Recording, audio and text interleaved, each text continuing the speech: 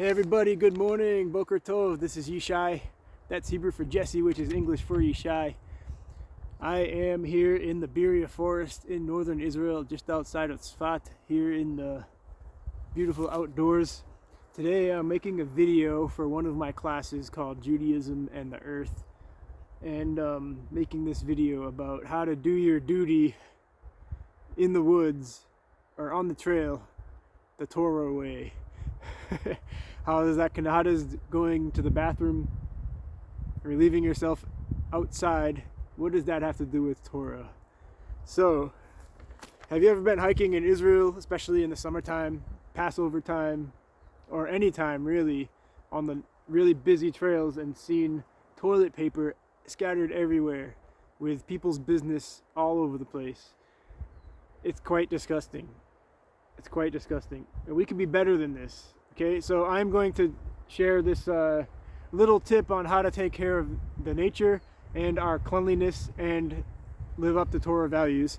So I'm going to be teaching you some leave no trace techniques. A leave no trace technique, and I'm going to add that into some Torah values. So Leave No Trace is a really cool organization that does a lot of training for outdoor ethics. How to keep the outdoors clean and use the outdoors to have fun at the same time. I learned this through through the Boy Scouts, Scouts BSA, and I am actually a trainer for Leave No Trace through the BSA. And so, where do we start? Okay, I'm walking along. I have to go to the bathroom. So right now, I picked this nice spot. I am at least 200 feet from any trails or sources of water. That includes springs and lakes and oceans, whatever. That's about 70 paces for the average adult person. Okay, 70 paces away from any trails or anything like that. Okay, so, and then I have to dig a hole. So you could have a shovel in your backpack. This is my gardening shovel. Sometimes I actually do have like a hiking shovel that I take along with me. Or you could use a stick or a stave, and then you have to dig a hole. I have a hole here, pre-dug, 8 inches deep at least, 8 inches deep. And you want to make sure that if you have to move any rocks or anything, that you place them back exactly where they were. So I dug a hole here with my trowel, and this is actually a mitzvah when you're in the army, according to the Torah.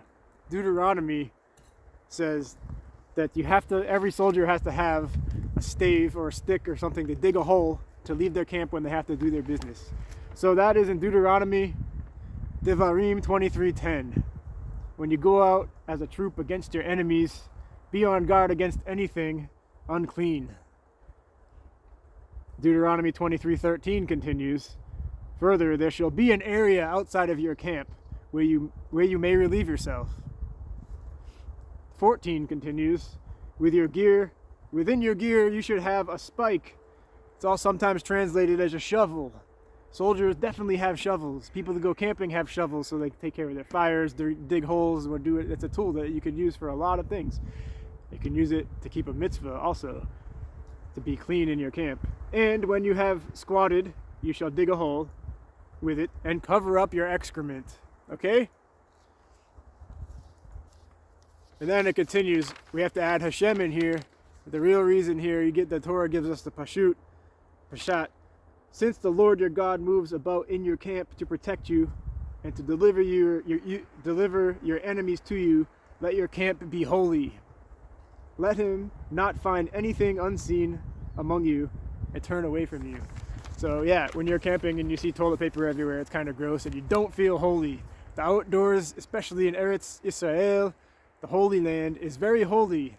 We should enjoy it and keep it clean, right? So I have my hole here. I'm going to do my mitzvah. I'm not actually going to do that part of the mitzvah. I did my duty to God, right? We're human, right? We're all human. We cover it back up. Place pine cones and rocks exactly where it was. Okay?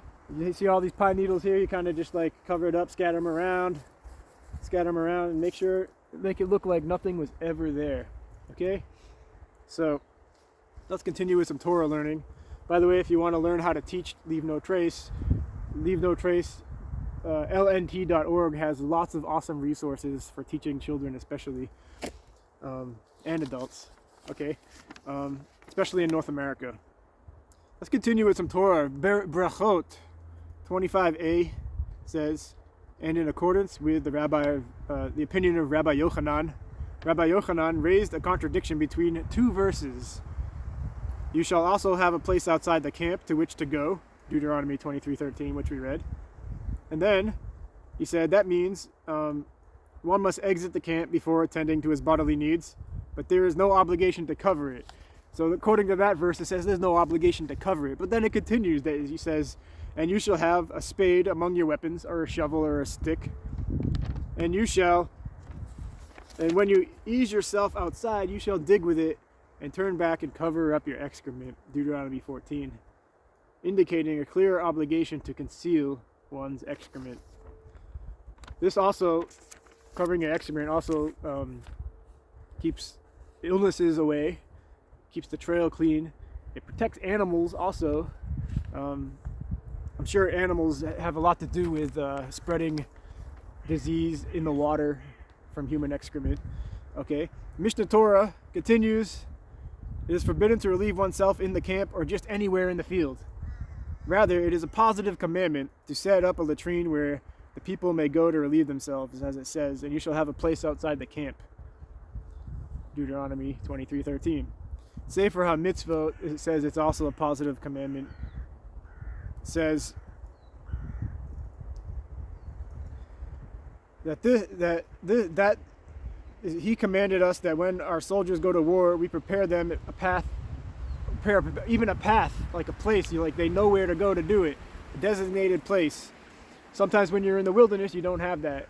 Okay, so you need to go at least far off the trail where nobody can see you. Get some privacy. Okay, cover up your duty. Okay, and what does this have to do? This is definitely a halacha question. It's also keeping things holy. The smell is gross, right? So you need to cover that up so that when you're walking along the trail, you don't have to smell other people's stuff. And unfortunately, here in Israel, you do smell it a lot in the summertime, especially because it doesn't rain here in the summer. Now, here in this temperate environment, here in the winter, the excrement will disappear really fast into the dirt.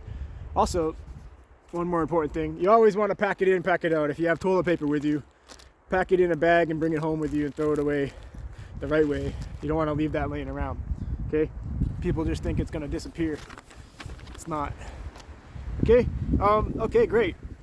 So the Rambam says the reason for covering our excrement is not because excrement is like impurity that makes its surroundings impure. Rather, it is forbidden to see it at a time of prayer, when the heart cleaves for the glorious name. When we are walking outside in nature and experiencing nature, it's kind of like a walking prayer, okay? So we're connected to the earth as Jews. We have this mitzvah. How can we use it to protect our own health, our holiness, and the earth? So there we go, guys. Don't forget your shovel when you go hiking and camping. You could also use just a stick, but make sure you put that stick back exactly where it was when you're done. All right? Let's enjoy this world and keep it clean. Do a mitzvah at the same time.